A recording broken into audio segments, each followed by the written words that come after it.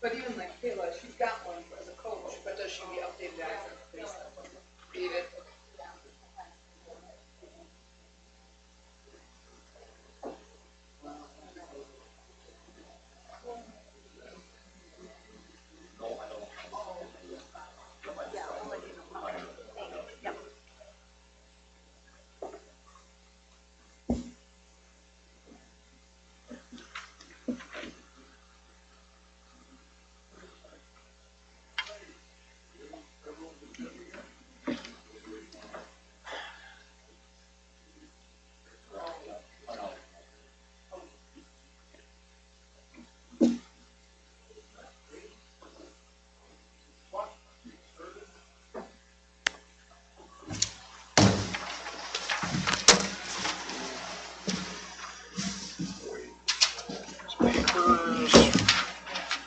Session. We'll start with the citizens forum, and we've got a request from JP Sweet.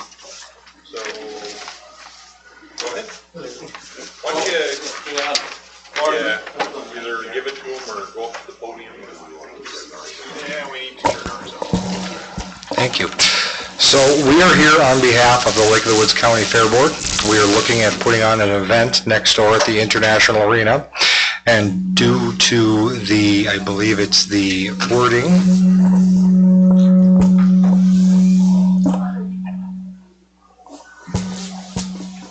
is this better? Okay. Due to the wording in the agreement for the arena, we are coming to you to seek permission to serve alcohol on the premises for the event we are putting on May 17th. We need to ask permission, that is how it is stated, for alcohol to be brought into the venue next door. It's Saturday, May 17th is the date. Okay. What's the event? What's that? What's the event? We are looking at bringing an MMA fight to Lake of the Woods County. All right. So, the only thing I know as far as the school board is concerned, yes, but that doesn't give you the license. You still have to jump through those hoops. And to my knowledge, there has never been an event that has had alcohol next door because the hoops are just about insurmountable. I mean, if you can do it, great. Challenge But, accepted. and then the only other thing is you have to require, like, so alcohol would be allowed in the arena, not in the parking lot. Correct. There hasn't We been haven't any had event, activities? not a wedding thing? I thought we had a wedding. Not off the top of my head What on a Saturday. is that? Self-provided? Yeah, Licensure? somebody may have It would be a Saturday night. unofficially brought stuff in, But their sale different from, Yeah, I Okay. suppose. because I know the, I who feel did like we there have was a from wedding. the There There was a wedding, I believe. The city had somebody, caterer. the liquor store manager, it wasn't Tina, it was some, Yes. the liquor store manager came in and ran through the requirements, and the arena people were like, never mind. So we did go through legislative action to allow that liquor to happen there. So that got special dispensation from legislative action. So that was the stipulation, was that then organizations could ask. I think the challenges we ran into, and this is a little bit of history for you, was the sale of liquor there in relationship to the city's rules on sale of liquor. So I think your next step is going to be the city. But you're not in the city limits, you're in the county, so we don't. So maybe it's the county. Yeah. All I know is nobody was, It was too short a notice, if I remember. Yeah, I think so. That's what I was trying to remember when that was. and the hoops were pretty big to jump through, so. Those are all taken care of basically now under the road. Yeah. I mean, like I sat in front of the Commerce board at Legislative Commerce Committee, and we got approval to do that. So we can, if you need documentation on that, keep, me historically, but he can help you. Yeah. So, And I what think, I would recommend is that if we're gonna entertain that it be added to the regular meeting agenda so that there can be a motion, a second, and a vote to approve it. Do we approve it now, or do they get their license? Why would you and have then to we do it during the approve regular meeting, or bring it, once you get your license and stuff, bring it back in the next month or two, and then, When's the event? It would be May 17th. Oh, so we got so, time. but I mean, it should be a formal board vote to approve it Yep. at a future board meeting. If it's something along the lines of the city, I think it's 30 days. I'd have to have the licensure and insurance within 30 days if it's similar process to the city. But my next pit stop then tomorrow will be the county. Okay. Are you asking us to come back to another meeting? It's up to the board if you want to do it tonight, contingent on getting the appropriate licensure, or Any discussion about it? Anybody opposed? I guess is the first Well, question. just common As long as they practice. follow the right Yeah, steps, I mean, there's, which I don't doubt. Okay, we There's may the as well rules add are it in to our place. agenda, and Yeah. we'll add it to the agenda. then you don't have to come back. I just don't want to move into the next step if we don't have this one checked. yeah, yeah, that's understandable. And that next step might need approval from them, right? So if you're willing to, that makes sense. My guess is I'm just going to need some form of a school board approves for the language in the agreement. Yep. We'll amend the agenda and bring something up. Yep, we'll add it to the agenda. Anything else? Thank you. Good with the results. Support, at least. Okay. Any other citizen forum items? Yes. So this just kind of like came about this weekend, so. Could you, Sheena, could you do the microphone? Sorry. Or Jill? It's pretty official here. Could you just, wait, could you just state who you are and that sort of Oh, thing? yes. My name is Nicole Olson. What else? Sorry. That should do it. Okay. And I'm a citizen. No, I'm teasing. So this just like kind of came about this weekend, so I understand if like maybe word hasn't quite reached, but I had heard a rumor that Head Start was no longer going to be offered for Lake of the Woods County. And like I was reaching out to Head Start really just because I've got a 3-year-old daughter who is like so ready for school, and another year and a half of daycare just isn't going to, it'll have to do now. But anyway, so then it brought up some discussion that Head Start was going to be leaving. And then it prompted further discussion about school readiness program, and was it going to essentially like absorb not having Head Start anymore. So this afternoon I had the privilege to talk with Beth, the Head Start program director, and she confirmed that yes, for the 2025 school year, Head Start is not going to be servicing Lake of the Woods County. And it was her understanding that the Head Start room was going to be going to a private preschool from Nicole Gate. And so then I reached out to Nicole Gate because her and I have had conversations in the past, and she said that she did have some meetings coming up here planning with Jeff and Sam. And then I was kind of a little concerned because one of the teachers whom I was talking to had mentioned that when she brought up the possibility of having like this another school readiness and hiring another teacher, that she was like immediately shot down for another teacher because the funding just wasn't there. So it seems to be right attractive to the school where we have this room, we could lease it out, rent, and have income, and not attractive because we have an expense of another teacher and possibly a para if we have a school readiness. So I was just kind of hoping to sort out any sort of misunderstanding that I have, or if you guys as the school board were aware that Head Start was going to be.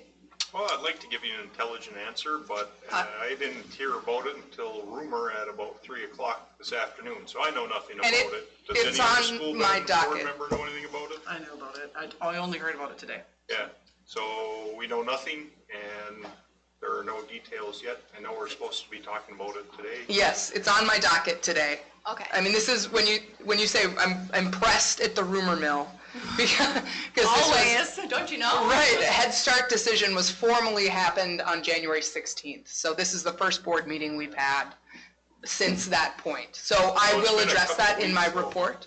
It's been a couple of weeks since we've known. Since Head Start made the formal decision, Yeah. our approach was going to be, none of our kind of approaches have been formalized in terms of what our plan is. And we're 10 days from this. So I will address that in my report, and then we can ask maybe some other questions at that point. Just for future reference, that would be a good thing to let the board know Okay? as soon as you hear about it. Well, Lloyd, we didn't know, and the communication from Head Start meant that there hasn't been the greatest. So we didn't even know when she was gonna have communication with her staff. That's fine. I just don't like hearing about it from the public. So at any rate, not a big deal, and we will be discussing today, and hopefully we'll have some answers for you. Thank you. Thanks. Anything else? Any other forum? Citizen? Okay. And we'll move along to the finance.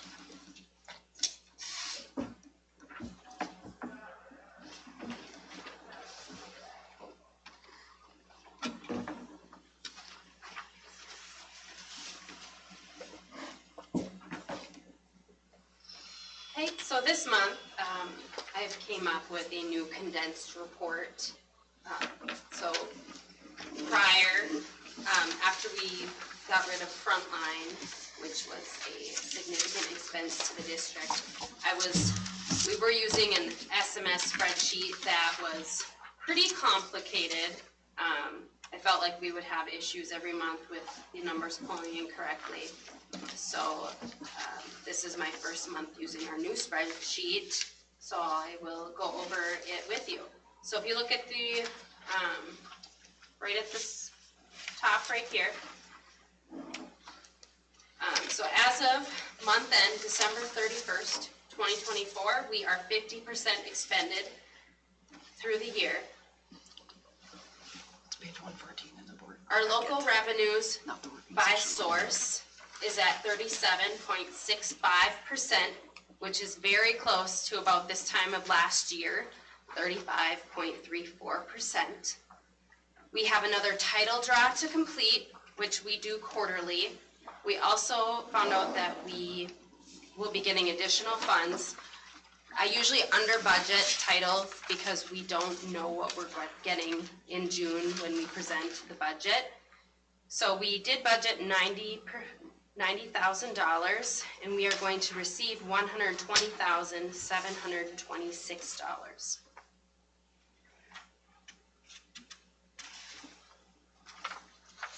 So right now, total revenues are at $2,719,248.64.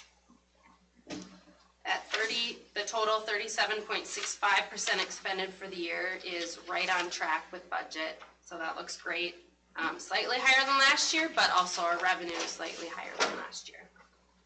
The next section, expenditures by site. Total expenditures by site is 37.26% and is running slightly lower than the last 2 years. So between district-wide, elementary, middle school, secondary, they're all going to be up or down slightly, but they all average out, and it looks great, right on track still. The next section, expenditures by program.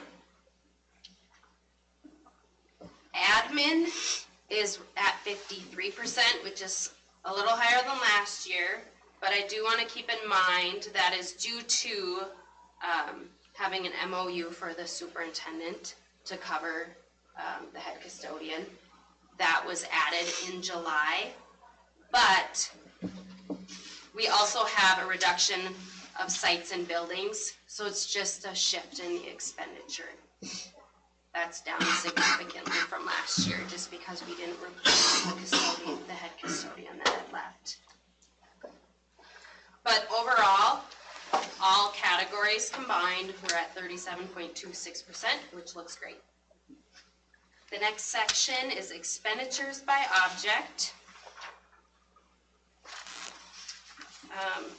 Everything is running around 37%, which looks good.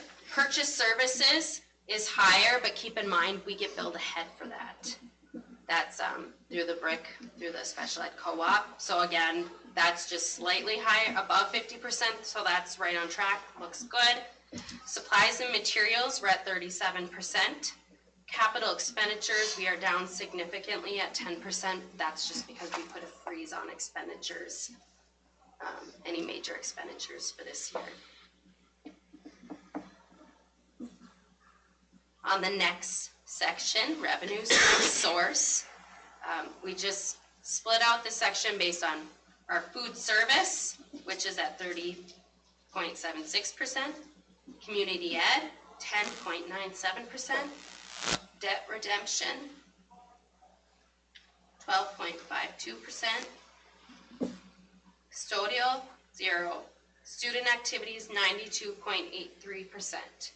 So as far as student activity goes, I budget that the best we can, but with those funds, we don't necessarily know what's coming in or out each year because it's fundraising. So like the class of 2025, I budget for them to spend all of their money, but yet I still don't quite know how much they're going to bring in, and their expenditures will be a little higher than that because they've been fundraising to go on their senior class trip. So student activities, we just try to get that to be as close as possible. But that amount is called Fund 21. So it's listed separate on here, separate from Fund 1, but yet it is mixed in on the reporting because for the state standards, it has to be included. But on this report, it is kept separate. Expenditures by, but the total revenues are at 17%, which is lower than last year. It's still looking very good, right on track. Expenditures by site, food service, we are at 41.82%. That also looks very close to the last 2 years, but keep in mind with food service, our expenditures occur over 9 months for the most part rather than 12 months. So we see a lot more spending in September through May. Community services is at 37%. Debt redemption is 100%. We just made our full bond payment this month. So we are 100% spent, but we're going to continue to see revenue coming in for that. Custodial funds, we do not have that. That is 0%. And student activities is 73%.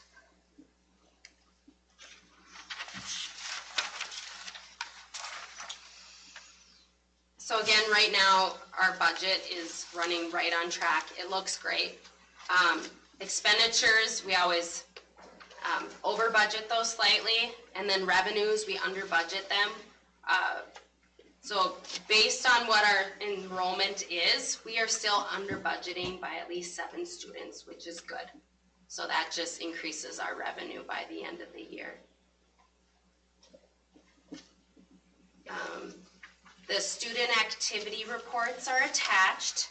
So just being a new board, if you have any questions on any of the reports, feel free to ask or email anytime, just because it gets to be a lot. This month, I'm glad I made the transition to this report because now the last several months I've been attaching like 9 different copies of reports. So this just condenses it and makes it a lot easier to read.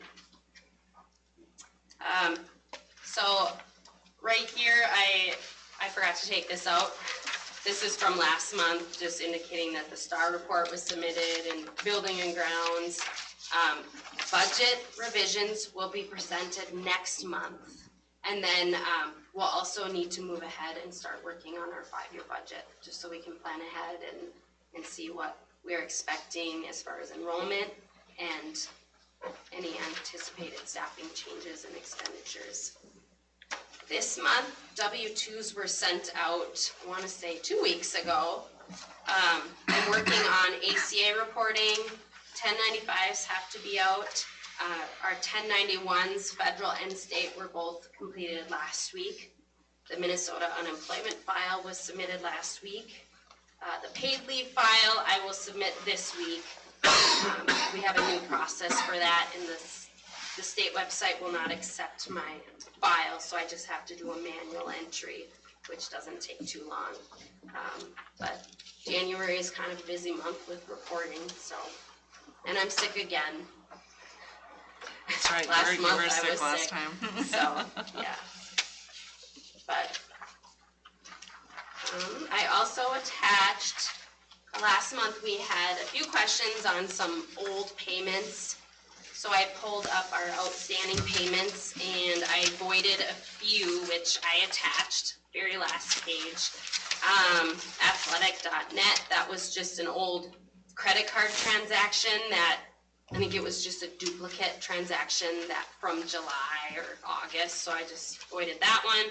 Country Inn and Suites, we just made a couple entries for extra rooms, so that's voided. That didn't happen either.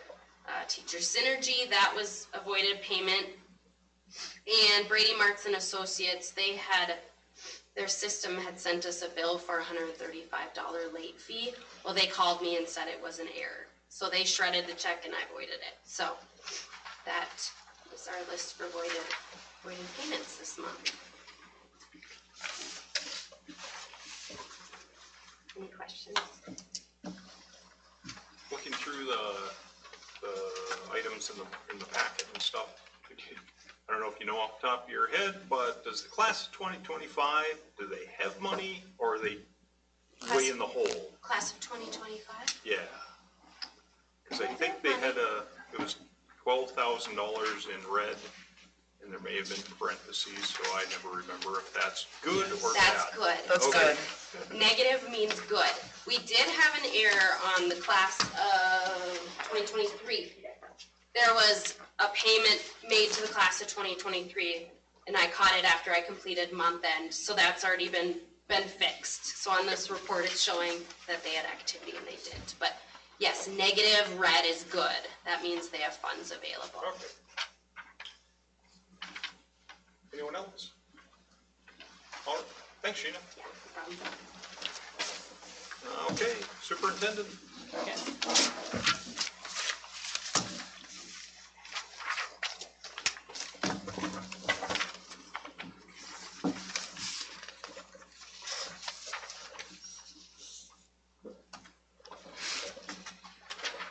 In the working session packet, I had my enrollment report. We're at 424 students.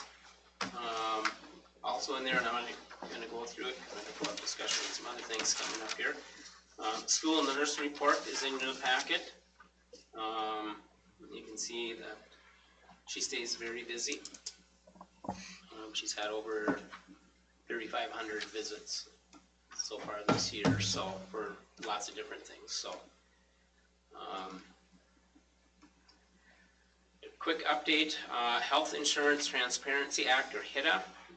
That's a 2-year bid process that we're required to do by statute for health insurance. So next week you'll see in the paper a notice that we're looking for bids, and the due date is March 24th. And I can bring more details later, but it's a process that we have to run through. Who manages it, the process? North Risk Insurance Company is the people that we work with. So they help us with the bid collection and the comparison. FEMA appeal update. There's a lengthy attachment in your packet. Basically, we had requested over $284,000 to get the whole track resurfaced, and that was, we appealed it once and it was denied, and the second appeal it was also denied. So basically, we have a little over $50,000 to repair just those identified spots on the track.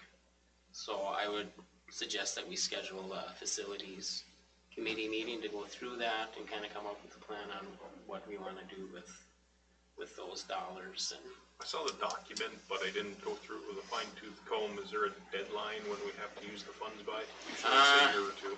I think when I put in the appeals, I had like June of 26 on there. I can double check, but usually when you're in the appeals process, they let you kick that can down the road. So that's what we need to meet and figure out, you know, if we can repair those little sections and if it's worth it, and that'll cover that. So, Safe Routes to School Design Assistance Grant, we were approved for that.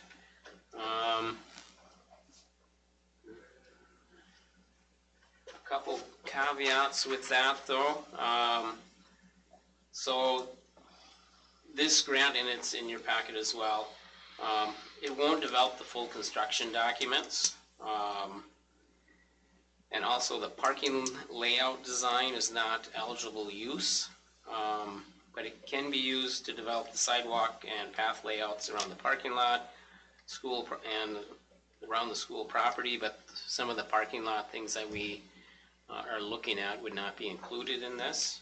And this is another item that I think we should include with the facilities committee to go into it for details. So it looks like it might be helpful with some information that if we go for another bond, might be useful, but it's not going to meet all of our needs as far as some of the construction projects. But we did get that grant, and we can get more detail as we go.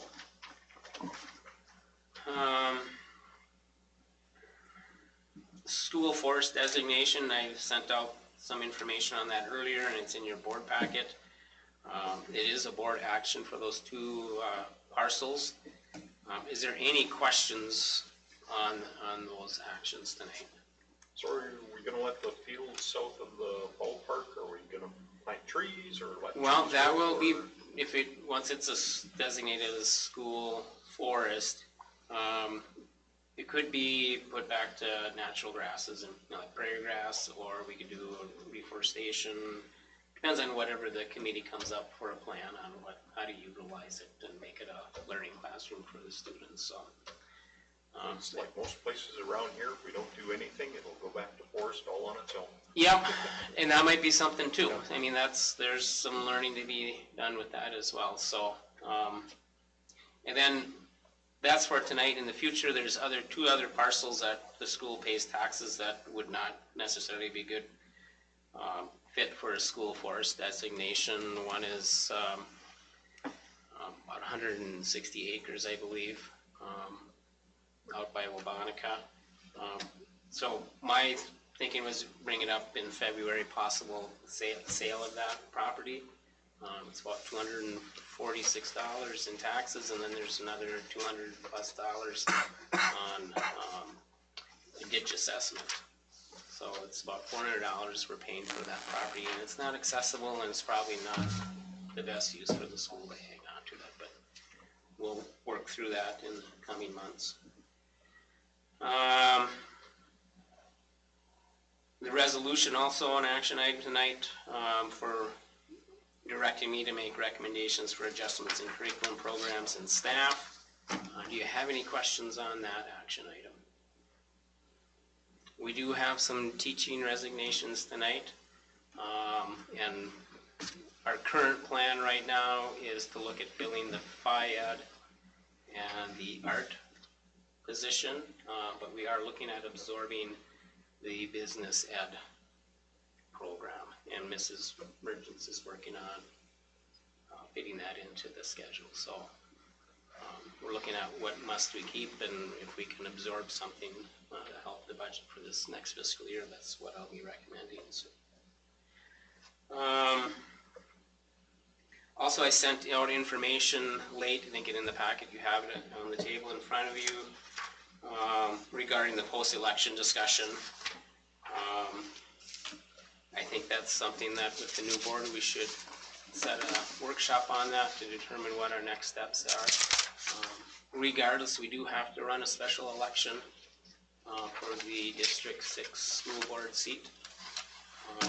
And I'm looking at recommending that probably next November 5th, I think, this year would probably be the soonest we would want to do an election. So we're looking at February 20th. I don't know if you had a chance to check your calendars. Would that date work? I know one person's going to be out, but it is a workshop. There's no action taken.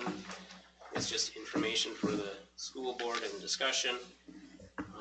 It is open to the public, but there's not much questions or answers given. It's just information for the board. So That's again with Cross Anderson. yes, and I put in the rationale in that write-up, and they've worked with other districts post failed elections and helped them reassess and come back with a better plan and get it passed in the So this is future. similar to the meeting that we had like a month or It's so ago, similar, just but for more everyone. formalized, yeah. That was February 20th? February 20th is the tentative date, if that works for everyone. So far, so good. Probably Maybe looking during the at day. 6 o'clock. 16. It's fine with me. So, okay. I'll send out information and we'll get that posted publicly too, so. And then I'll hit this one first. The School Force Committee, and that's Severs and Hack. I'm just letting you know that we have a Wednesday, January 29th meeting at 5:30 in the district office. Short notice, but we need to meet because we have a ski event coming up in February that we need to. What was that date again? This Wednesday This Wednesday? at 5:30. So short notice, if you can get there, great. Basically, we're just going to be making sure we got hot dogs and volunteers and stuff for the ski event. And Where is it? Where is it at? my district office. Okay. Yep. So I'll send out a reminder. I just wanted to give you a heads up. Okay. That it's Monday already. You have a date for that ski event? I do, but I don't remember it. And I don't have it written down. I'll get that to you. I think it's February 12th. Is it the 12th? That's what I have on mine. Perfect. We'll go with the 12th. I was thinking the 16th, but I'll go with what Sarah I'll double has. check. Is that you guys do full moons and stuff? Yes, it's the bear moon, I think, this year, which is fitting. So I think the 12th sounds right. Thank you. That's a Wednesday. That would be about right. Yeah. Okay, thanks. And then the last thing with my submission of my resignation, and I'll have lots of time to thank people and stuff like that. I would like to, I've reached out to Barb Dorn at MSBA, and I'm waiting to hear back to get some information on services they provide for superintendent searches. I think it's still early enough. I think it's a good time to start that search process, but I would strongly recommend that you establish an ad hoc committee with 3 board members tonight, and that you don't waste any time getting that ball rolling as far as start advertising and stuff like that. So we might have to have a special board meeting to get approval to go with the MSBA is what I'm saying. So On that note too, should we start advertising for buildings and grounds and well, transportation? I think or those are just- things I'm gonna add on to our facility transportation committee meeting. We're gonna have some long meetings, so, those are things that we should probably be discussing. You might wanna wait till you figure out your superintendent and what they bring as far as what you wanna do with some of those other administrative positions. Because quite frankly, I don't think the district can add back all those positions this immediate year. I think what we've been doing,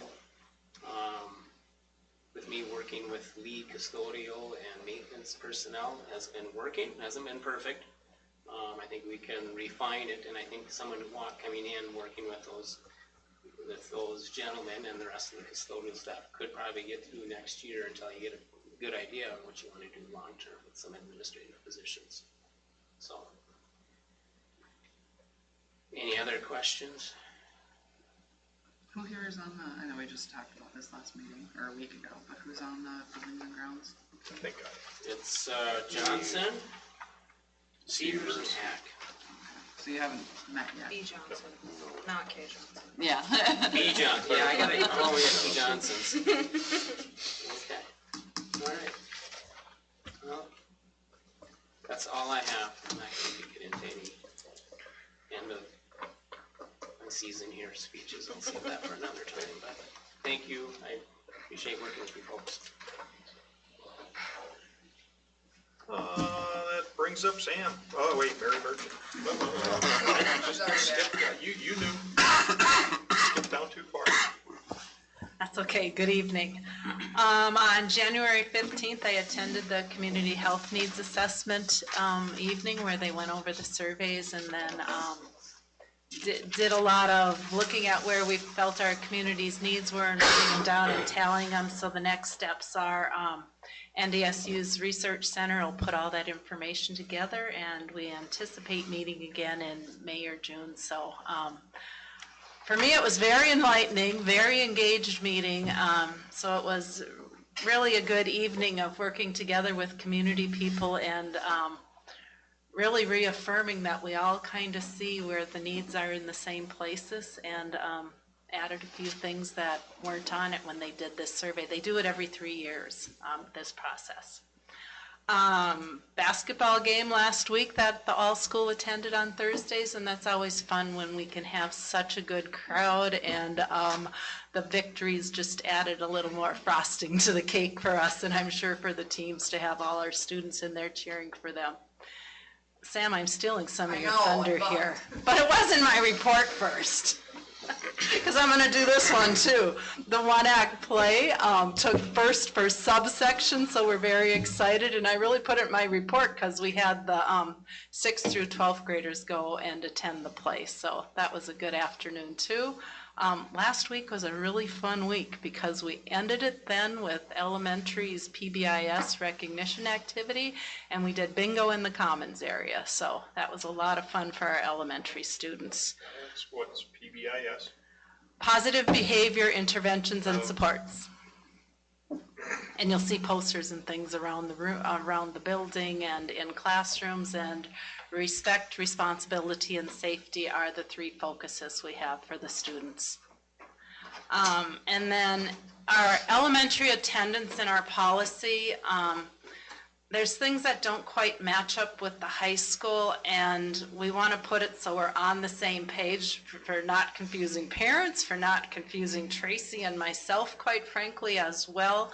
So that the days are the same as far as when we send notices to parents. So to be consistent, we're going to change it to 5, 8, and then 10 days. And the 10 days has been standard for the 2, but the 5 and the 8 weren't always the same with elementary and high school. So if you guys don't have an issue with that, I'm going to let Tracy create the letters so it goes the same, and then I'll update that in our handbooks. And then high school courses, I'm working on next year's schedule. Like Mr. Nelson said about absorbing the business position, we're going to do that with social studies because the economics class typically is a social studies class, and that's now required. And then that's 1 semester. The 2nd semester required is personal finance. And Mr. Longseth is all on board to take those on. He's pretty excited about that. He has a passion for economics, which I cannot understand anybody having a passion for. So, and then teachers and having discussion with the vendor being used for credit recovery. It also offers us a lot of elective classes for students, but concerns when required classes are being taken. So for example, like our English, math, social studies, science. And I'm going to say especially when we're looking at the English and math and when we know we're under some scrutiny with our MCA scores not being what they are. Well, if we're having our teachers teach them, we know that the standards are being met. We know that they're achieving what the requirements are with the benchmarks because of their grades. So probably next month looking at further conversation, making the board aware what teachers are looking at putting when we're looking at registering for classes is that the required classes have to be taken by a classroom teacher. So that I really do want to, whether you have questions for me and I take them back to the teachers or additional discussion, because it can also, well, and it can also be complicated because we can say that, okay, we want to approve this, we're going to go that the students can't take anything through a vendor, but they still on their own, students and parents could choose to go to somebody outside like an online, and then we still have to pay for that, and that'd be an additional expense. So it's not necessarily an easy, I'm going to call it, fix by doing that. So I just want an awareness and input on what the board thinks and direction to go with that. And that's all I have for my report, ending with that heaviness. So if you think of things and further information or questions, please get a hold of me or stop by so we can have further conversation on it. I'd appreciate that. Okay, any other questions? Any questions? Okay, thank you. Now it's Sam. Okay, I have one additional piece of paper for you. I did put, you'll see another piece called the long-term pool update. I added that.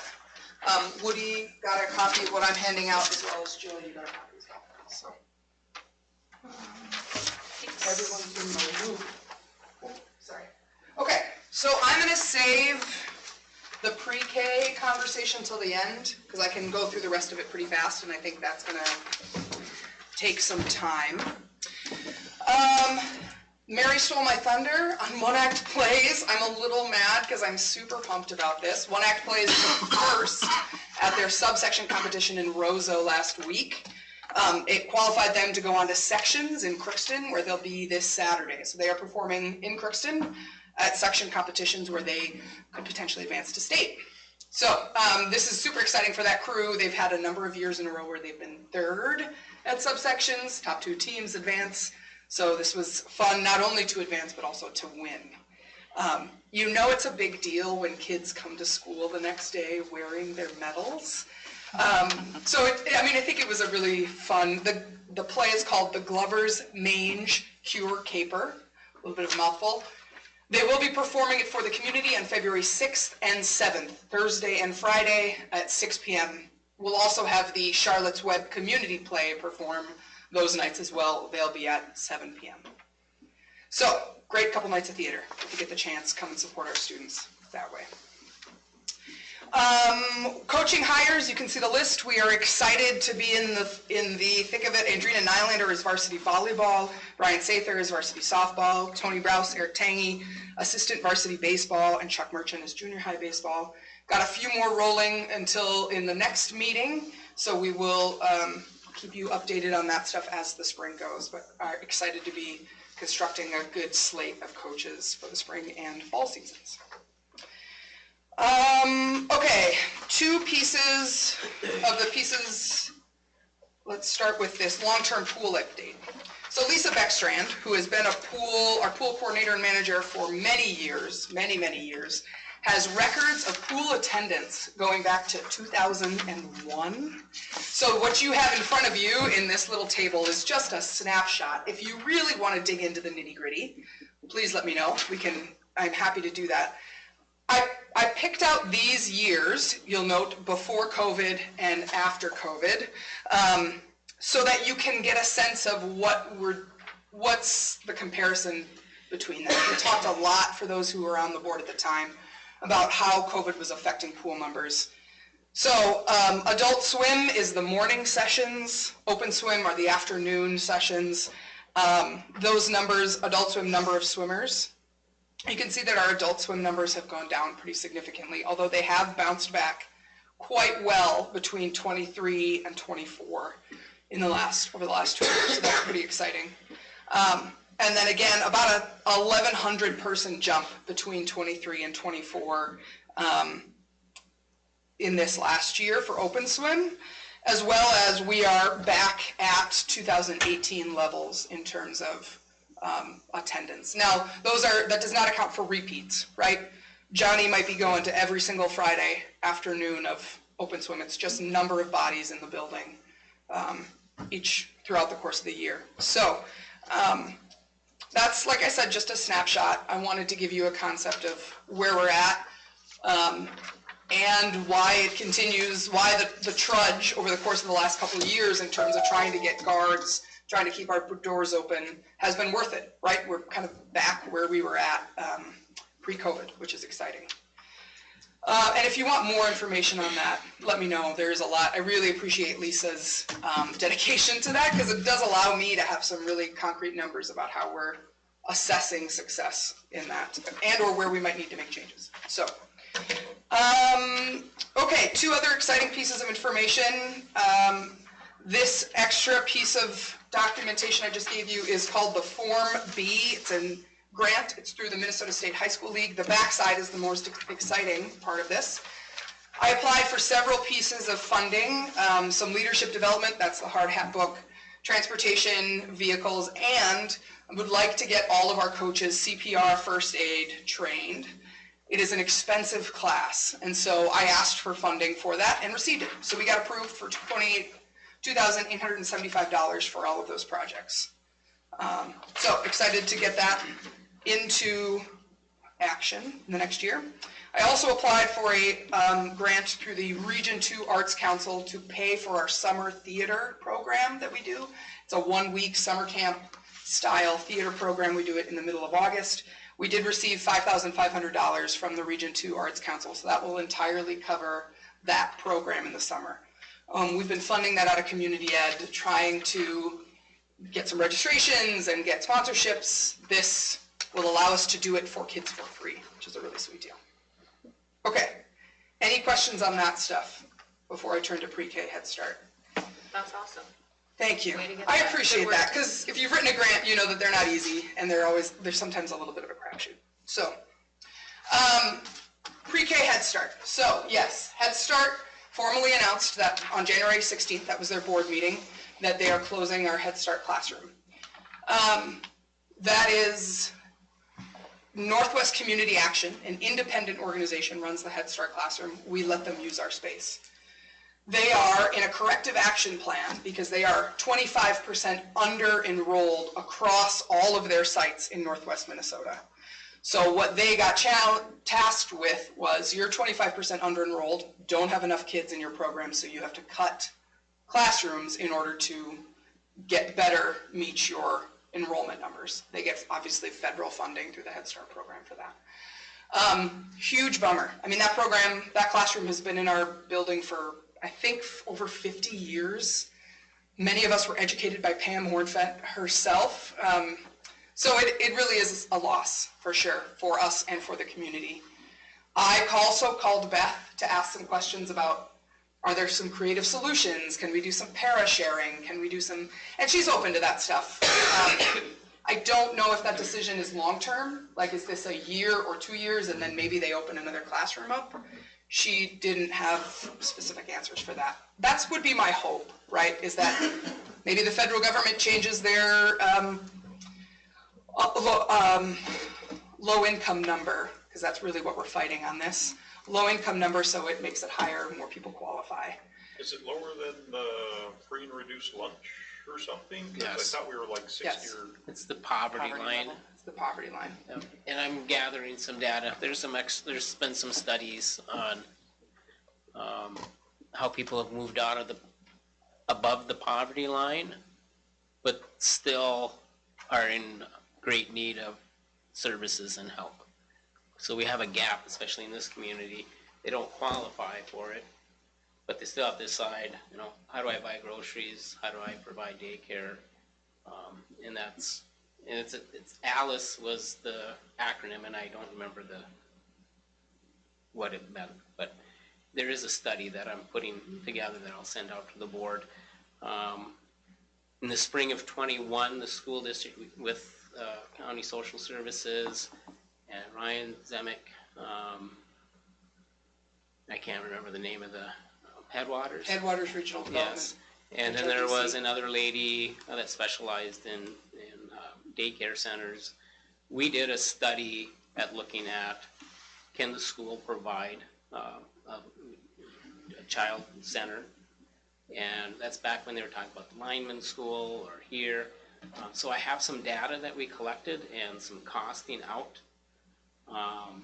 that you want to take a look at. The hard thing is with the school readiness that's on our county census data, we get X number of dollars that we get for that program. And our VPK school readiness program has not historically ran in the black.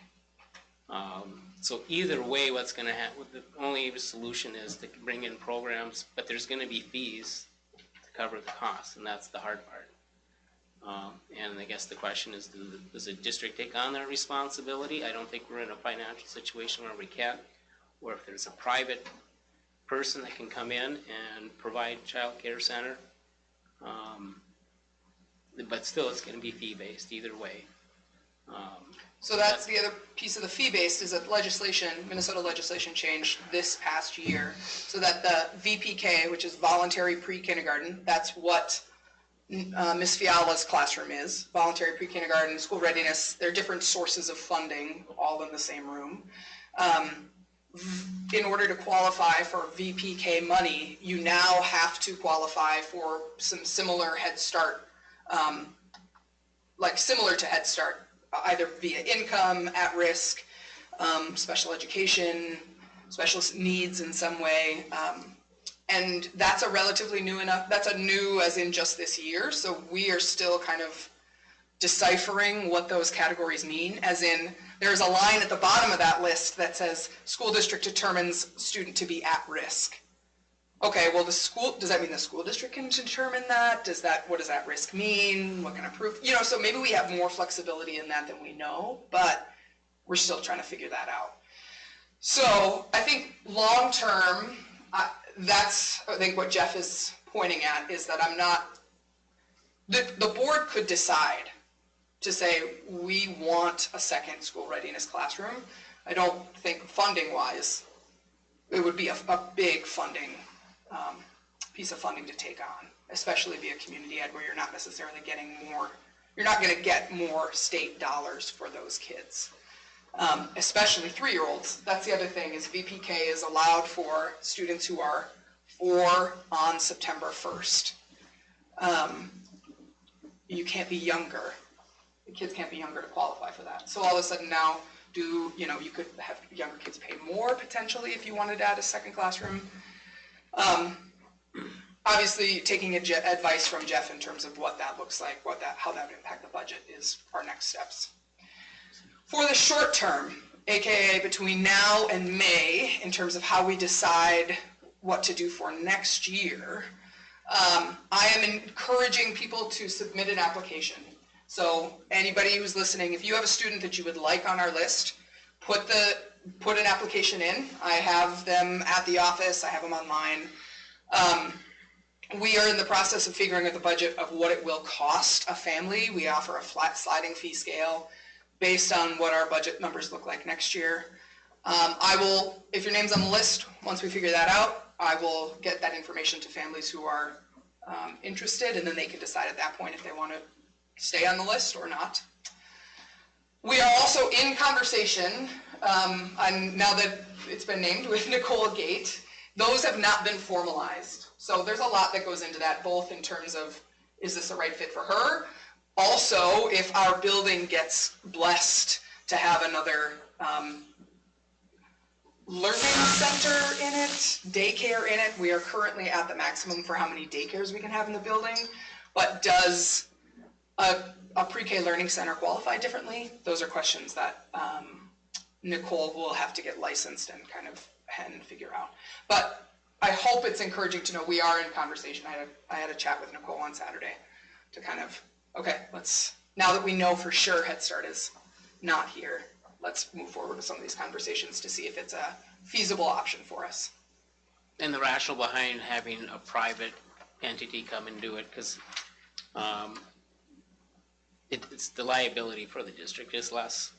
And I think you want to keep that in mind. I don't think it'd be something that we would charge for rent. I mean, I think that we'd cover our expenses, kind of like what we do with the daycares. We're providing a service. So it's not, we're trying to make money to cover our budget. That's not the rationale for that. It's that I don't think the district can or wants to be under that liability financially at this time. Because you get into, if you have them, they employ people, they would be part of the unions within the organization, and there's a whole bunch of other things that makes it a little more challenging for the school, and there's a little more red tape and a little more cost, I think, than if we have the space, when we do have the space, having someone come in and run the program and develop that partnership. That's the rationale for looking at those types of options, so.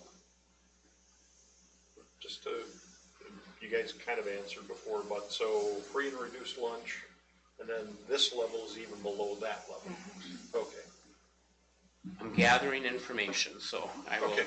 I think that's the way it is, but I like to verify, so. And I apologize if this was a surprise to the board. That's on me for not bringing this up. But like I said, my conversations with Beth was, I wanted to make sure that the people that worked there were notified, and, but I still could have given the board information, so I apologize that this came as a surprise. Any other questions? What is the fee for the, like the existing daycares and stuff that are in the building? It's very minute, right? It's like $100. $110, or I can't remember, we just upped it a Yeah. little bit. And it'd be similar. It'd be very similar. It's just, if we go in with the custodians and clean, or we grab the garbage, or a little bit for the electric bill and stuff like that. And it works. I mean, it's a service that we're providing the community. We had outside agencies in the community to support some of the fire requirements, so that wasn't something that the school had to pick up the bill. So I think the building and the community, we have to work together and try to come up with solutions for what we need here. Did the fire stuff like apply to just certain areas where the It was daycare- very specific where the daycare centers were. They had to be. So we don't I'd have to know look if it up. like having it in that part of the building makes us have to have additional. No, we should be good there, because those are all, I can't remember what the certification is for the Head Start room, but it's very similar to a child care center. It was like the number of kids under a certain, like 4 or 5 or something. So if we close the school because of X or whatever it might be, they're closed too, or are they Yes. still open? I mean, like for weather closures? Weather, Sure. Yeah. Weather, Usually, yes. Yep. You're saying any closure? No. any closure. yes, they get notified that the building is closed. Okay. But they are open on days like when we have a teacher in service and the building is open, they Yeah. are allowed to be in the building. Yeah.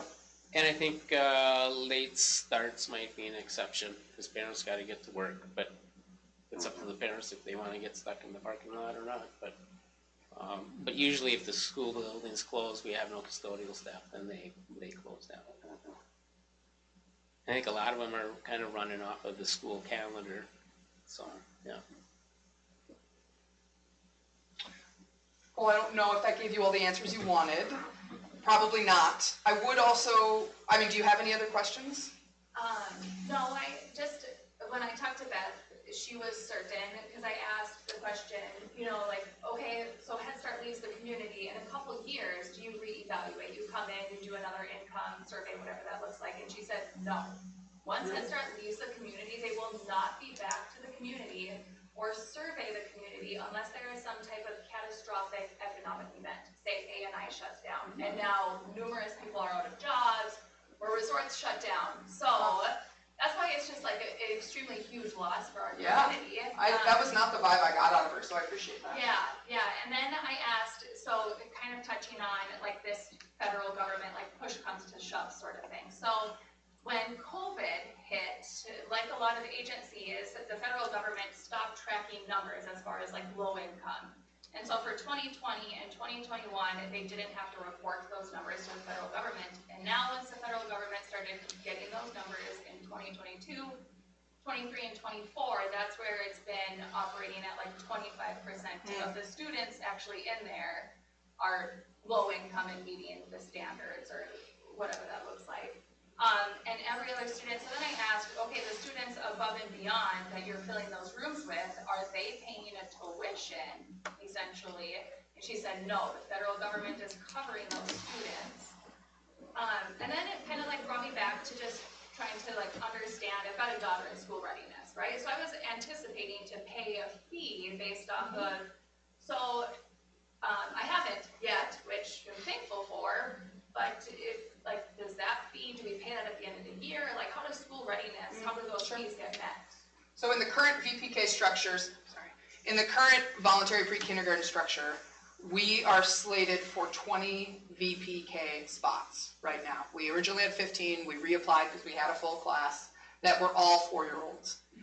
If we get VPK funding for a kid, we cannot charge them.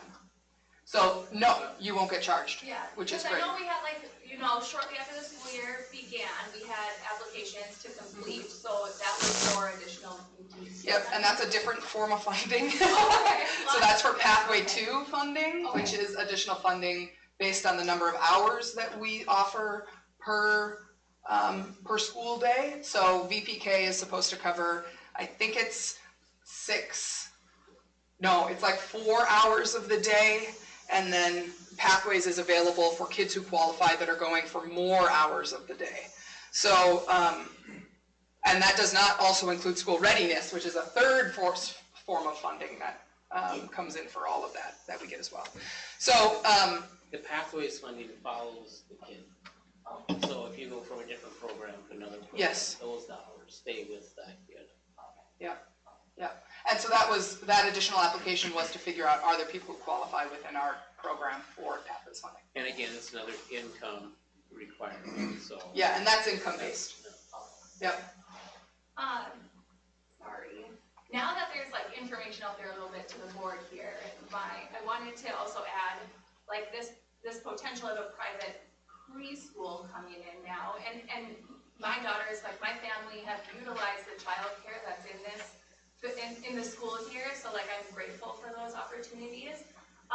But I was kind of like met with a sour taste in my mouth. It's like, what does that look like to other community members or maybe students who aren't able or their families can't afford some like private like preschool, and what does that look like if they're in like the public school district a little bit?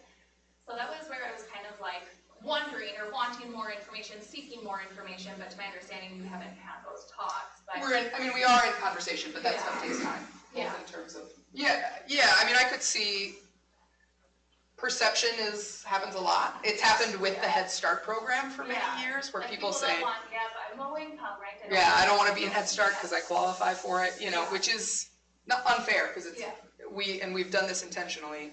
Our VPK classroom and our Head Start classroom are near identical for the student experience. They both get transportation, they both get lunch here. I think the only difference is that we run the same assessments.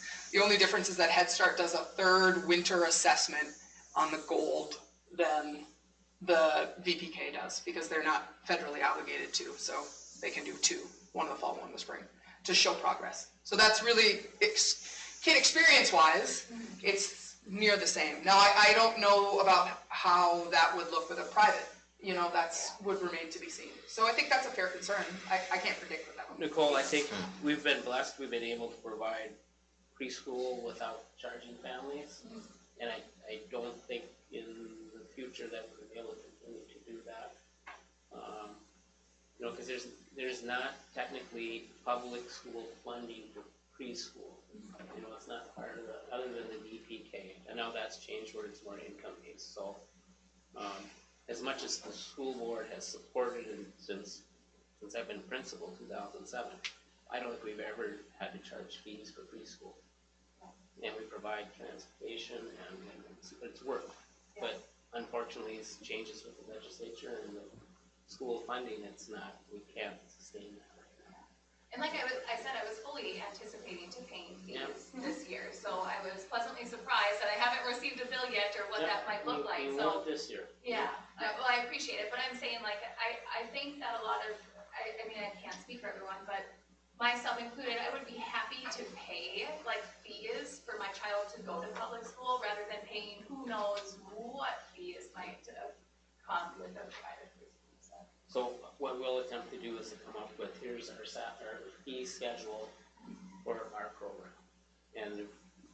we can cost it out, what it's gonna cost to add more staff and support staff and all that, and come up with this is what it's gonna cost us to sustain the program. And I would think a private company would be able to say, this is what I'm gonna charge per kid. You know, and see which one works best for the community, I guess. And Jeff, touch on, if you would, the difference between, you did kind of touch on a little bit, the difference between like even the daycares, the private daycares versus if it was a daycare center that was kind of run by the school. Then there's a whole bunch more requirements that the school would have to do over and above what a private person has to do. Is that correct? Yeah, just because we're constrained to employee contracts, and when we hire people, we have to follow the contract that group is with. Whereas a private person doesn't necessarily have that, so they can, how they pay their employees can be different, so. As far as fringe benefits and stuff like that, so. I think that's the biggest difference between the school trying to run a child care center versus private is more red tape. I remember when my oldest two were at that age, like exciting time. I had to pay for it, and I opted out of it because it just didn't, financially wasn't good for me, so you might find that quite a bit too. And then also the free and reduced meals, the people that can sign up for those really need to sign up for them, even though they're getting their free meals, because that goes into the state, and then the state sees that we're actually financially needing these programs, and that's above and beyond what we've talked about. That why do we call it free and reduced meals when it's like a lot more than that? So people need to start filling these forms out and giving them into the school. And that's what I was kind of talking to Beth about too, is that like, for me, a first-time parent, you know, and going through the screening last year, I had so many questions and no idea that school readiness and Head Start were two different programs. And it wasn't until I was literally here physically at the screening where Miss Sunny was like, you come in, like apply, fill out this application, please. And so that's what I asked Beth, like, do you have counties or people that are just doing joint applications, and applications go to Head Start first? And she said, yeah, we do, but those are things that need to be cleared with the schools and the organization beforehand. So I was trying to be like, what can we do to like get this program to stay, you know? And she said, unfortunately, it's just like too far gone at this time, sort of thing. So, but I just, like this year, I couldn't find my letter from last year's, but I saw the letter for this year's, and it's just like clear and plain as day that these are like two separate programs, and like please apply for both kind of thing. But Well, and a little bit of tooting my own horn, Head Start had the most applications for their Lake of the Woods classroom that they'd ever had last year. Part of that was due to the demand. You remember some of that conversation, because we knew we had a big class. We knew that there were going to be a lot of kids and not as many spots. But some of that is also because we're like, Head Start is a great program. Go get in it, because it's the same thing, you know. Anyway. If you have more questions, my phone call, I'm looking at the video for people watching, please call me. I am happy to talk through all of these options, all of your questions. It is better than trying to pull your information, no offense, from the rumor mill. I appreciate you're here because you're trying to get your ducks in a row. But the rumor mill can be messy, so please call us to ask questions. We will give you as much information and as many answers as we can. So, thank you. Just call the school number? Yep. Tracy will get it to me. Any other questions? Okay. Thank you. Food services? Okay, I'll make this quick. Sorry. That's fine. Food services doesn't talk up here very often, so. No, just to touch on what Jared was talking about with the free and reduced applications, those are actually called education benefits applications. So again, just to reiterate, it's more than just lunches. So yes, filled out those out. Okay, so we had our food services audit, and I thought it went amazing. And so I'm just gonna brag for Jackie because she had 0 findings out of the audit. She runs that kitchen like it's a sailor's ship, and but she does a phenomenal job in there. And it's not just making sure the kitchen's clean.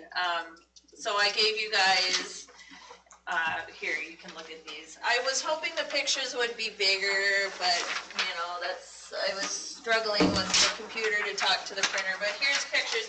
So when we send kids through, we have to make sure that their meals are reimbursable meals. Otherwise, we don't get funding from the state for this. So technically, this top picture is considered a reimbursable meal for lunch, and it doesn't look like a lot, but you have to have 3 components. So this tray has 3 components. It has fruit, it has noodles for a grain, and it has meat in the sauce. So if a student comes through with this tray, then I can mark them off. Yes, that's a reimbursable meal.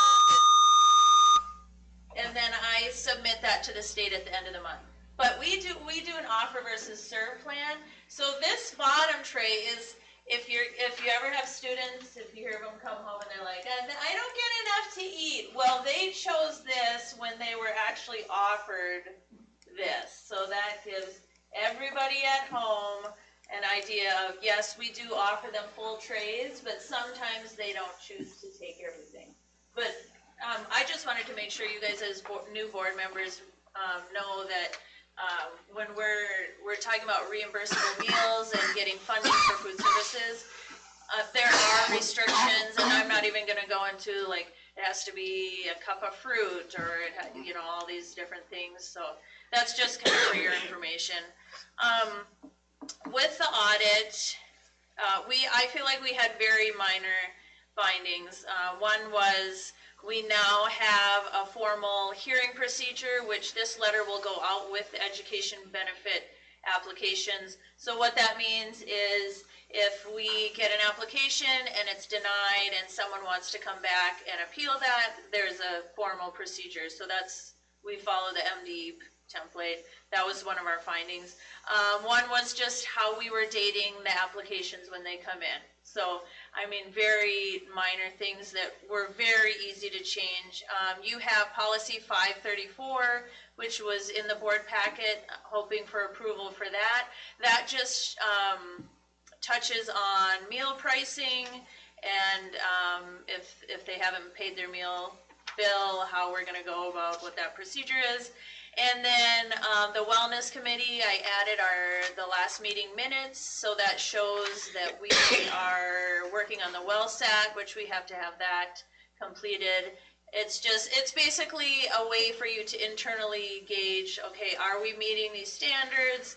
If not, what should we be doing? That's kind of what that takes care of. So really, I thought it was very minor findings that were very easy to update. We got our approval letter, and that's done with. I wonder if it's every 3 or 5 years you get audited. So I thought it was great. It was my first one I went through. I didn't know what to expect, and she was out of here by right after lunch. The auditor was telling me that some schools had up to 25 findings, which included in the kitchen, so I thought we did amazing. So, just so you know that. Okay, any questions on any of that? Thanks. Kudos to Jackie. Yeah. Yes, she's doing an amazing job. So, okay, thank you. All right, anything else? Then we'll adjourn the working session. Anybody need a break?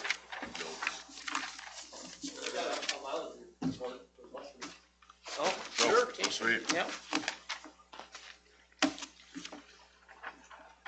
Hey, John, I didn't see you sitting up in the corner there. Turn your mic on. You might have to turn that back on. Howard? Yep. Yep. There you go. You're good. All right, I'll throw a bunch of numbers at you if you're ready.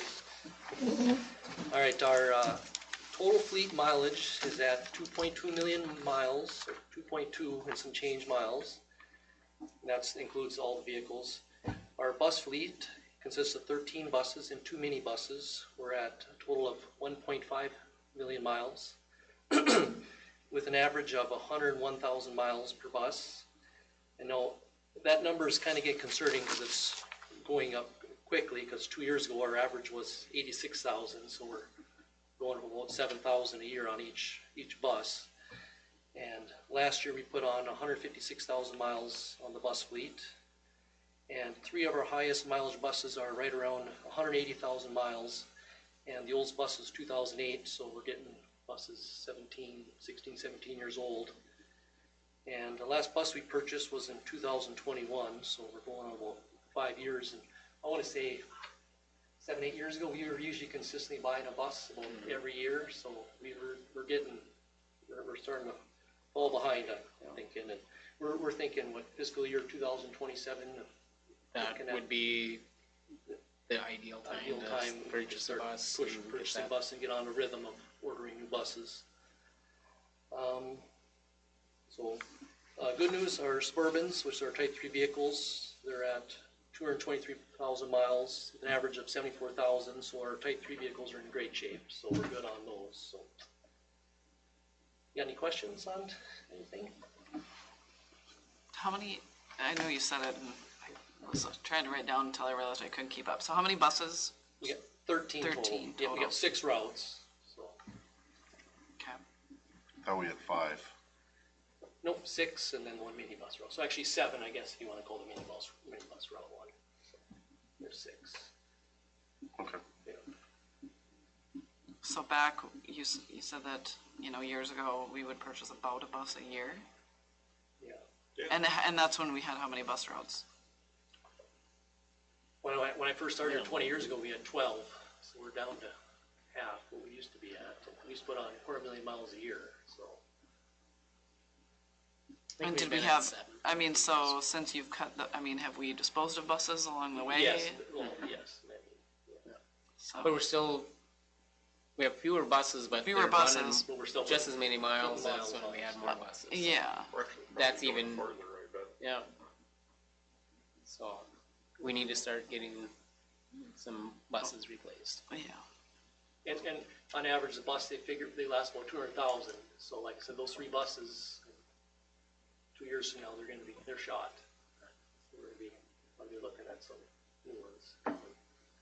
And we should be able to hopefully reduce, if we could probably trade in 2 for 1 or something, because we don't need as many too. So we'll look at that when the time comes.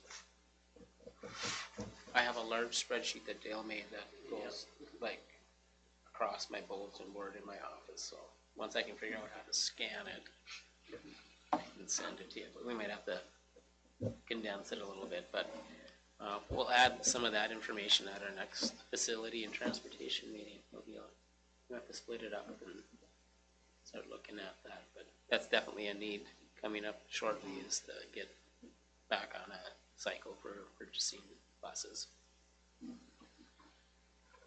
Because I just got some emails from Dale on some major rear end and brake repairs that as the miles are stacking up. So what's your lead time on a bus? I know for where I work, Oh.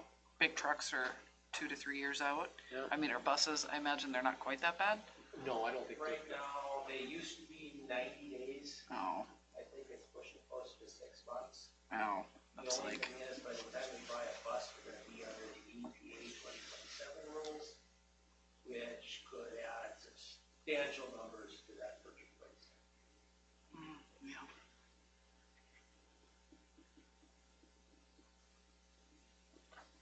Any other questions?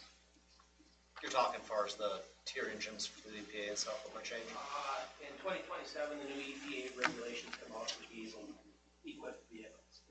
And they're also gonna mandate a 10-year warranty on emissions, which is not come cheap, and the stuff they're proposing to put on these vehicles, you're gonna have very large price increase that year. But on the gas buses, there shouldn't be any No, emissions. the only thing that with gas, we might go the same way Europe did, which would be a gasoline particulate filter, which is the same thing as a DPF except for gas, but I haven't seen anything that robot has just been mentioned a few times. So they're not doing too bad, but. The last 2 buses we bought were gas, and I got to drive one, and they're very nice, and I think they're kind of we're actually kind of going back to the old times, going back from, it used to be gas back in the day, and then diesel, and now we're back to gas, and I think that's kind of the way we're gonna be going for some time forward, I'm guessing. Well, it's good at least that you don't have to wait, a couple of years to get one. Yeah, yes. Makes it a little bit easier to plan if you can get one in 6 months or whatever. Anything else? All right, thank you. You bet.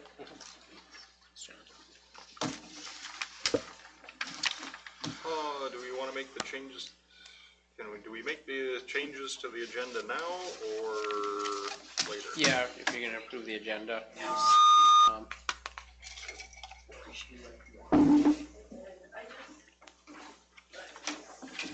Because we needed to add the fair event. The fair, yeah. Yeah. I don't know if I got the right date or name. I thought they said the 17th, Find out the date. May 17th is what I wrote down. Yeah. Okay. Okay, that should do it. So, Liquor, should we say for the MMA? MMA event Mixed martial arts, right? as opposed to. I don't even have a clue. I would call it the Fair Board, yeah, the Call it in fair case it board. changes. fair event. Yeah. Fair board event. Sale, Mm-hmm. liquor. Fair board event. You mentioned a committee to be established. Oh, for the superintendent search? Yeah, is that something you think we should do this meeting, or does that need I to be think added? I don't think it needs a. You don't have to do it in here. No, on the agenda. you just need to let me know who it is, and then when Okay. I get a hold of MSBA, then I'll post the meeting, and unless you wanna have a special board meeting, full board meeting, when I get the information with MSBA, and then you can decide how you wanna approach it, but I think within the next week even. I guess I don't Sooner care. is I mean, if better. it makes sense for the board to hear everything at one time and Yeah. then just have it, I guess, So but I don't know that would what, be wise. I don't know what they're presenting, so it's hard to make Okay. that So decision. as soon as I hear from Barb Dorn, then I'll get information out and we'll schedule a special board meeting and post it and. But I think it needs to happen sooner. Yeah. Do they need to be added now? Second week of 'Cause February? as In of like 2 right now, weeks. they're not gonna get, Yeah. they're not gonna get added. Are we saying just like what it would cost for They them need, to they need to be added this Or month. and a timeline, I imagine. Timeline and then. managing the entire search? Or, Okay. or It's We're gonna possible. take a I break. mean, is that something that like we would Maybe we Like should you start at post it. 5:30. they would post internally it on with theirs. your, and then it gets like pushed out to other places? I will get information from Barb and share it. But they do all the notices that I've seen have come from them. Well, that would be like shared with them. Do we need to From- get the coaches on the list or Sam had all these coaches on the working session. Okay, would they need to They be on weren't the on the agenda? well, agenda. they're not on the hire. No. So should we add those before you? Yes, just read So out. that's the list of them, if you just wanna take that. Write it up where you want. Okay. You don't have to throw the names in, just put it wherever you want, I'll be back in a minute. Okay. Just on the bottom. Oh, well, do we do the hiring and resignations in one big motion, or are they Yeah. separate? No, it's They're one in the big- consent agenda, Okay. but you can always pull something off the consent agenda. if you want. Do you want the names of who you are hiring? I saw it. I don't remember them all now, but I saw it somewhere in all this information.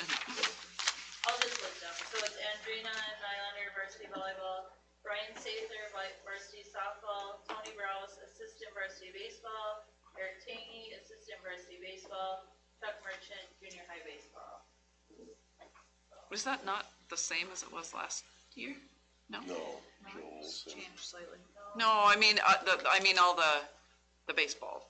That's, Tony wasn't, oh, okay. I mean, I know I would see them. I went to a couple games and I'd see people and I thought, and Tony wasn't an official coach, but he oh, was, like a volunteer. yeah. Okay.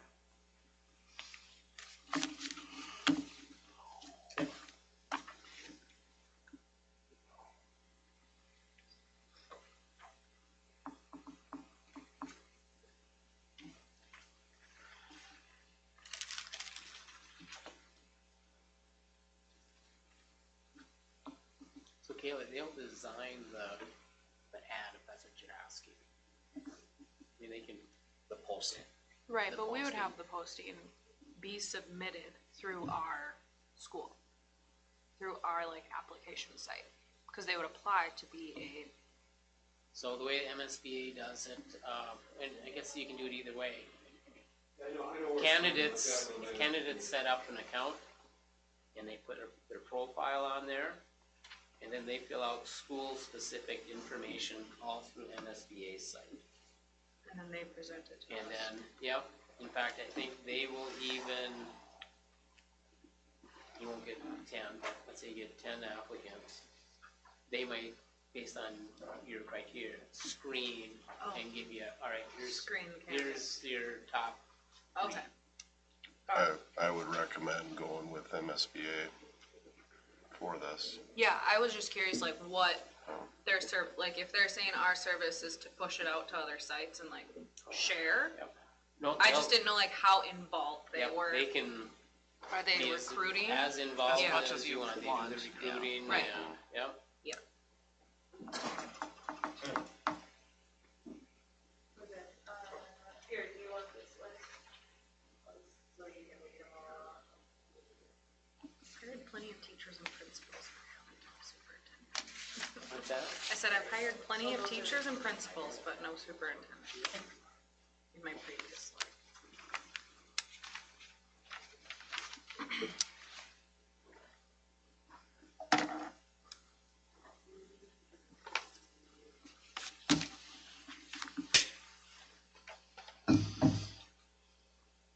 And then when you were driving bus, that was filling, or that'll have to be posted as well? John, Or it has been posted? It the whole hasn't time. been posted, but Oh, it will be.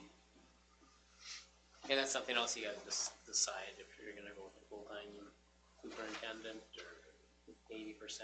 I couldn't remember if, even while you were driving, if it was still posted until filled, and then you would not keep driving, Oh, or how that was. I think we I think continuously if you found a bus posted. driver, You you'd, take it. you'd I would. let them I would drive the bus. Someone else wanna drive bus, I would let them drive bus, but. Yeah. All right, we ready to go? Yep. Yep. Well, started at 7:27.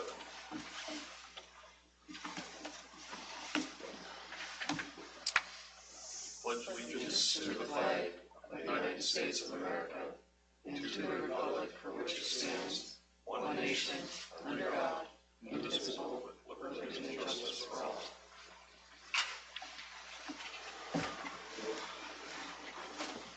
Need a motion and second to approve the January 27, 2025 meeting agenda with the addition of item H. Item H. I'll make the motion, Hack. Motion by Hack, Sonstigard will second. second by Sonstigard. Any discussion? All in favor signify by saying aye. Aye. All opposed, same sign. Motion carries. Any board presenters? Written communications? Old business? On to new business. Need a motion and a second to approve the December 16th, 2024 regular school board meeting minutes and the January 21st, 2025 organizational meeting minutes. I'll make the motion. Motion by Sonstigard. Second by Hayes. Any discussion? All in favor signify by saying aye. Aye. All opposed, same sign. Motion carries. Need a motion and a second to approve the invoices, financial statements, bank reconciliation, wire transfers, and purchase card statement. Motion by Hack. Motion by Hack, I'll second. second by Sonstigard. Any discussion? All in favor signify by saying aye. Aye. All opposed, same sign. Motion carries. Need approval of personnel resignation and appointment of coaches. Are they gonna be, yep, okay, so we'll do Personnel, okay. I need a motion and a second to approve the resignations as presented. Resignations. Diane Lane, District Administrator, MARSS and Student Data Systems Coordinator, effective January 30th, 2025. Bob Lane, Business Careers PLTW Teacher, effective end of 2024-2025 school year. Wendy Storbeck, Art Teacher, effective the end of 2024-2025 school year. Kurt Storbeck, Elementary PE Teacher, effective end of 2024-2025 school year. Jeff Nelson, Superintendent, effective June 30th. Motion by Hack. Motion by Hack. You can include the hires too. Normally we do. It's, well, That's fine. they're two separate, so we'll just do it separately. Motion by Hack, need a second. Second by Hayes. Any discussion? There's a whole lot of teaching experience in that group. So thank everybody, all of them, and Jeff Nelson, thank you. And yeah. Any other discussion? All in favor signify by saying aye. Aye. All opposed, same sign. Motion carries. I need a motion and a second to approve, oops, that's what that was, sorry. Okay, and that's why I should have listened to Joe. That's okay, you can just add, can you add item I now, or do you have to amend the? I don't know, I probably jacked it up. I jacked it up, my bad. You should have said, no, you need to do the coaches too. We have to amend it. This is You where have to call for a I'm not motion so to great amend at it. the rules of order. The rules. Need a motion and do we call for a motion and a You have to second? call for a motion to amend it. Okay, I need a motion to amend, new business, item C, I guess I. I'll make the motion. Motion by Kay Johnson, I will second. second by Sonstagard. Now what do we do? Now you have Make a do it motion all to- over again. Okay, Right. okay. Make the motion to approve the hires, coaching hires. Andrea Nylander, varsity volleyball. Brian Sather, varsity softball. Tony Brose, assistant varsity baseball. Eric Tangy, assistant varsity baseball. And Chuck Merchant, junior high baseball. I'll make a motion. Motion by Sonstagard. Hack, seconds. That's a second. Any discussion?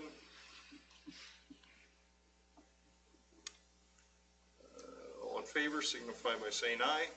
Aye. All opposed, same sign. Motion carries.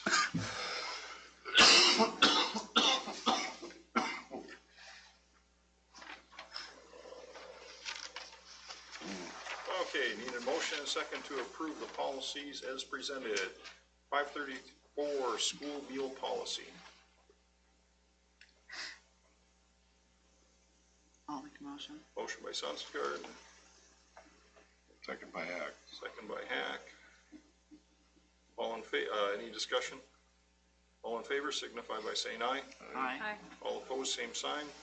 Motion carries. I need a motion and a second to approve resolution 2024/25-27, directing the superintendent to make recommendations for adjustments to in curriculum programs and staff for the 2025-2026 school year. I'll make the motion. Motion by Sonstagard, I'll second. second by Kay Johnson. Any discussion? Is that something that you would put together and then send out to us? Yeah, we do it every year. Yeah. Yeah, okay. This is a standard motion. What comes out of it? Yeah. Well, I Might thought this had vary. to do with the resignations and the consolidation of things. And It might, Maybe yep. this teacher going over here. Yeah, and- so if I have to put someone on unrequested leave, you're giving me permission to, technically, you'll still approve that. I'm just formulating, here's a recommendation to Yeah, meet gotcha. budget restraints. Right. Any more discussion? All in favor, signify by saying aye. Aye.